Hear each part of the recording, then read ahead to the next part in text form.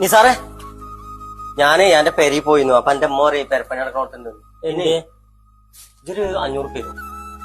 ഇതൊക്കെ 500 അല്ല 1000 ആണ്. ഇജ്ജ് കഴിഞ്ഞ കരയിൽ കൊണ്ടുപോയി പൈസ ചെയ്യാന്ന് തോന്നോ. എടാ ഞാൻ തരേ പണിയില്ലാത്തോണ്ടാണ്. 500 റുപ്യ ഒന്നും നടക്കൂലോട്ടെ. എന്നാ നമുക്ക് ഇജ്ജ് അത്യാവശ്യമാണെന്നുണ്ടെങ്കിൽ ഒരു 100 റുപ്യ ഉണ്ടായിക്കോ. ഞാൻ മറ്റേ പൈസ പെട്ടെന്ന് എത്തിച്ചട്ടോ. നിസാറ എന്റെ പൈസ ഞാൻ തരാം. ഇത് എനിക്കും വേണ്ടിട്ടല്ല.